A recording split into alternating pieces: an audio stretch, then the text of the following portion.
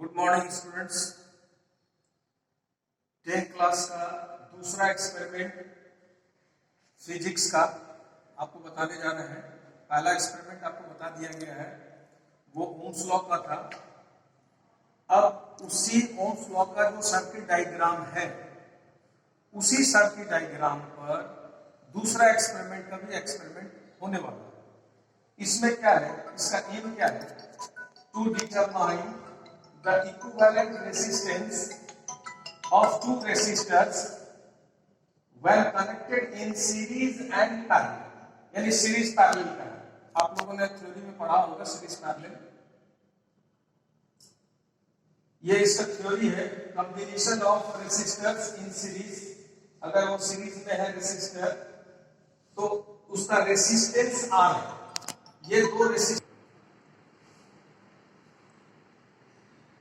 Combination of resistors in series, दो resistor है R1 और R2, इसका जो रेसिस्टेंस निकलेगा वो R। ये सीरीज कॉम्बिनेशन है। इसी तरह से पैरेलल कॉम्बिनेशन, दोनों रेसिस्टर का यहाँ पर पैरेलल कॉम्बिनेशन दिखाया गया है और इसका जो रेसिस्टेंस निकलेगा वो 1/R। अब ये जो एक्सपेरिमेंट है वो इस सर्किट डायग्राम पर काम करेगा। इसका प्रॉपर सर्किट डायग्राम है, ये ओम्स लॉ का ही सर्किट डायग्राम है। और इसमें ओम्स लॉ में हम लोग एक रेसिस्टर यहां लगाए थे, अभी हम लोग इसमें दो रेसिस्टर लगाए हुए और दोनों सीरीज में।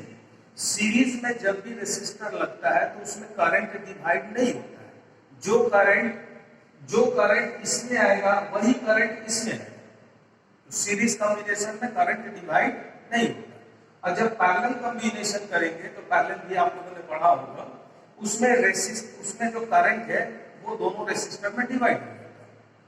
अब ये टोटल जो सर्किट डायग्राम है ये पिछले प्रैक्टिकल की तरह है, सिर्फ यहाँ पर एक बार R1 निकालना है, फिर R2 निकालना है और फिर दोनों को सीरीज में जोड़कर निकालना है। ये हो गया सीरीज कॉम्बिनेशन का।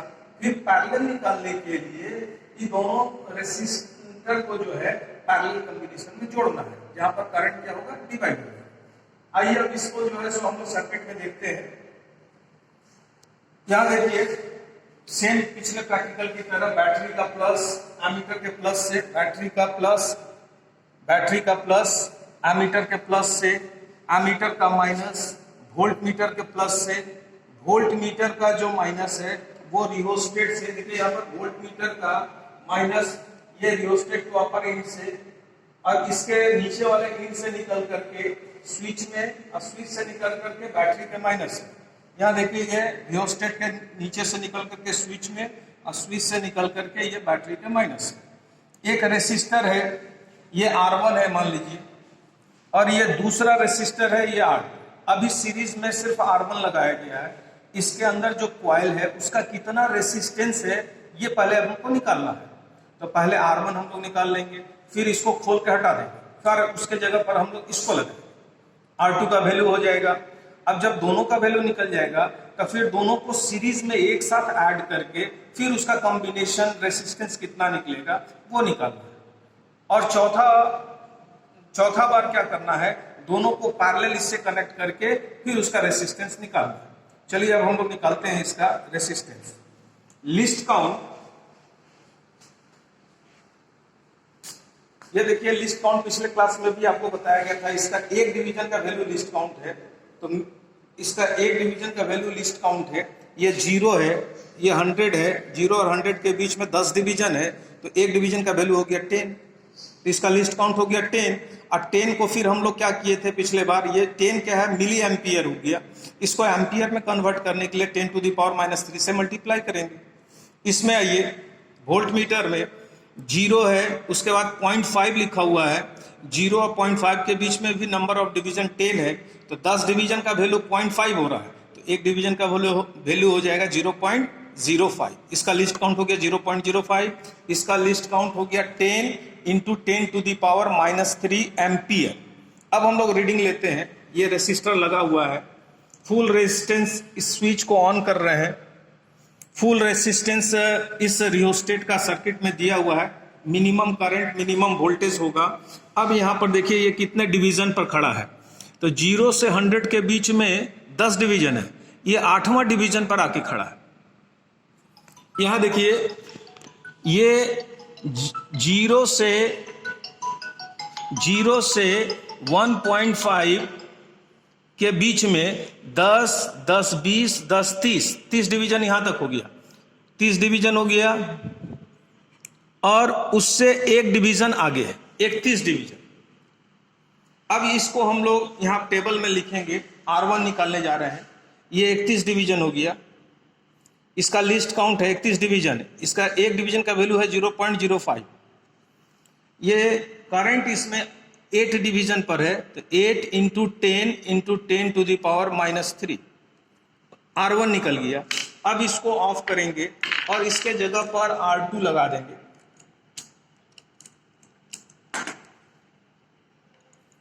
इसके जगह पर हम लोग R2 लगा रहे हैं, दूसरा रेसिस्टर लगा रहे हैं। उसका क्या वैल्यू आ रहा है वो अभी हम लोग निकालेंगे। पहले इंडिविजुअल निकाल लेना है, फिर दोनों को सीरीज में, फिर पैरेलल। अब इसको स्विच को ऑन करेंगे, इसका रीडिंग देखा जाए। इसका रीडिंग फिर 8 डिवीजन पर है। संयोग है कि दोनों का वैल्यू सेम आ रहा है। ये 8 डिवीजन पर है, ये फिर 31 डिवीजन पर है, 31 डिवीजन पर है। तो ये फिर हो गया 31 into 0.05, 8 into 10 to the power -3। अब दोनों को हम लोग फिर क्या करेंगे, सीरीज में जोड़ेंगे। इसका एक इंड खोल दिए। सीरीज में भी आपको बताया गया था करंट डिवाइड नहीं होता है। जो करंट आई करंट अगर R1 में जा रहा है तो वही आई करंट R2 में भी जाएगा।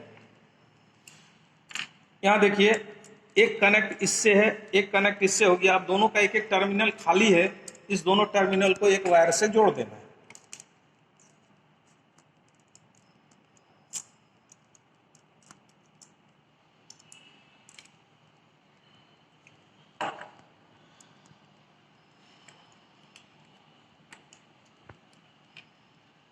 अब इसका वैल्यू हम लोग सीरीज में जोड़ दिए दोनों रेसिस्टर को। अब इसका वैल्यू हम लोग ले रहे हैं। यहाँ देखिए, वोल्ट मीटर में 10-10 डिवीजन है। 0 से लेकर 0.5 के बीच में 10 है। 10, 10, 20, 10, 30, 10, 40 और यहाँ पर होगी आपको 49। 2.5 तक है 50 डिवीजन, उससे एक डिवीजन कम है। ये हो गया 49। ये 49 इंटू 0.05, इसका वैल्यू देखा जाए इस 6 डिवीजन पर है। ये बड़ा वाला लाइन जो आप देख रहे हैं वो 5 डिवीजन है, उससे एक डिवीजन आगे 6 division. 6 into 10 to the power -3, ये सीरीज का निकल गया। अब पैरेलल निकालना है। अब रेसिस्टर को पैरेलल जोड़ना है। पैरेलल में करंट डिवाइड हो जाता है। इसका एक एंड खोल दिए, ये इसमें आई करंट आएगा। मान लीजिए आई करंट इसमें वोल्ट मीटर में आ रहा है यहाँ पर, तो ये आई करंट 2 भाग में डिवाइड हो जाएगा। अभी हम आपको दिखा रहे हैं। एक तो पहले इसको कनेक्ट कर लेना है।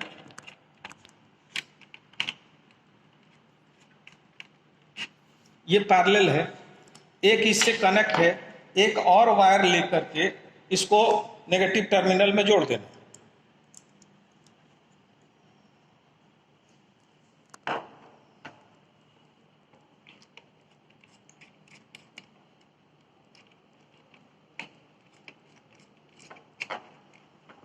देखिए, यहां पर एक रेसिस्टर ये है, एक रेसिस्टर ये है, ये दोनों अलग है।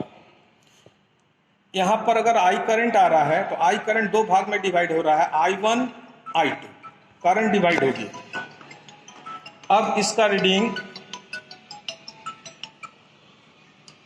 लेने के लिए अब फिर हम लोग स्विच ऑन कर दिए और इसका रीडिंग ले रहे हैं। ये 9 डिवीजन पर है और करंट 9 डिवीजन पर आ था। ये 0.5 तक 10 डिवीजन है। ये लंबा वाला लाइन जो इसमें बीच में देख रहे हैं ये 5 है, तो 15, 16, 17, ये 17 डिवीजन पर है इंटू 0.05 और ये हो गया आपका 9 division. 9 into 10 to the power -3। अब इसको हम लोग V/I निकालेंगे सबका और यहाँ पर इसका वैल्यू देखेंगे। अब देखिए ये दोनों को जब आप डिवाइड कर रहे हैं तो 19.3 ओम आ रहा है, इसमें इसको डिवाइड कर रहे हैं तो वही रीडिंग है, ये भी 19.3 है, इसमें डिवाइड कर रहे हैं तो 40.8 है, इसमें कर रहे हैं तो 9.37। ये दोनों को सम कीजिएगा तो लगभग ये 38.6 आ रहा है, और इसका इक्विवेलेंट ये आना चाहिए, उसमें ये आपको दिख रहा है, यानी 5% प्लस माइनस एरर कंसिडरेबल है, तो ये लगभग उसके इक्विवेलेंट में आ गया है। और फिर ये दोनों को जब पैरेलल आप निकालेंगे जोड़कर इस वैल्यू को, तो ये लगभग इतना के बराबर आएगा। इसका मतलब है कि इक्विवेलेंट रेसिस्टेंस R1 और R2 का सीरीज में 40.8 ओम लगभग इक्वल प्लस माइनस 5% एरर, और जब इस दोनों को आप पैरेलल निकालेंगे तो लगभग इतना आएगा 9.37। आप कैलकुलेशन करके देख लेंगे, ठीक है। तो ये वेरीफाई हो रहा है सीरीज पैरेलल भी। तो ये प्रैक्टिकल भी कैसे किया जाता है वो आप जो है आप ये प्रैक्टिकल कैसे किया जाता है ये आप समझ गए होंगे कि सीरीज में R1 R2 जो निकला पैरेलल उसका कॉम्बिनेशन लगभग उसके बराबर आ रहा है या नहीं, या पैरेलल जो है वो उसके कॉम्बिनेशन के बराबर आ रहा है कि नहीं, ये सारा चीज आप अभी प्रैक्टिकल परफॉर्म होता हुआ देख लीजिए। अब नेक्स्ट वीडियो में आपको तीसरा एक्सपेरिमेंट बताया जाएगा। Thank you.